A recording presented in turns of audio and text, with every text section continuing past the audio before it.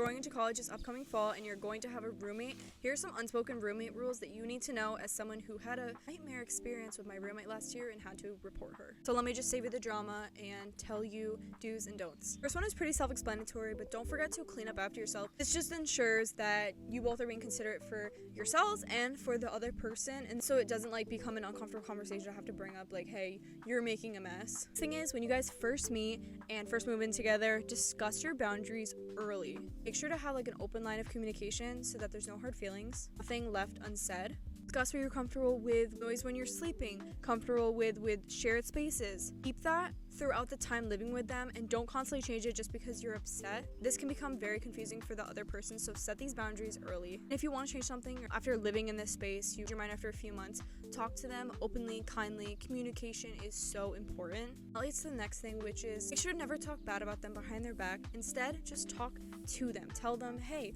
you're doing this, it's making me kind of uncomfortable. I prefer if you did this instead. Like, I feel like it would make our space more comfortable for the both of us. That'll make it such a better conversation to have just up front, instead of you talking to someone else, them telling someone else, and then them telling your roommate, and then your roommate comes back to you and is upset because you were just talking shit about them. So don't do it in the first place. Being passive aggressive, being a mean girl, it never fixes anything. Even if the person stops doing the thing that you were complaining about, they're gonna have resentment towards you, and it's not gonna be a comfortable space to live in.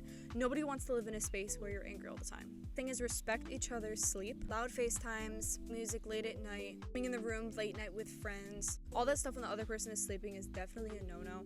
But at the same time, if the other person is complaining about ridiculous stuff, like you silently working on homework at night with all the lights off, or doing quiet things like getting changed or something like that, then that's different. Next thing is, don't touch what's not yours unless they tell you that it's okay to. Not their food, not their makeup, not their boyfriend. And no, I'm not speaking from personal experience with that thing. But what I will say is this also goes the opposite way. If you tell your roommate that it's okay that they can take something at any time or use something at any time, you have to be actually okay with that. And don't just say it because you want them to be comfortable in this space. Say it if you genuinely mean it. I remember last year, my roommate said that I could borrow water anytime. I took one water and she was so pissed. So definitely be open and upfront about what you're okay with them touching, what you're okay with them not touching, and also what's a shared space, what's a shared item. Like the sink area, or if you have a shared bathroom, who's buying what supplies, what utensils, or anything that you're sharing, like the vacuum or something. The other thing is, if you're not sharing the vacuum, and an argument does happen, and she's petty and takes away the vacuum, yes, I'm speaking from experience,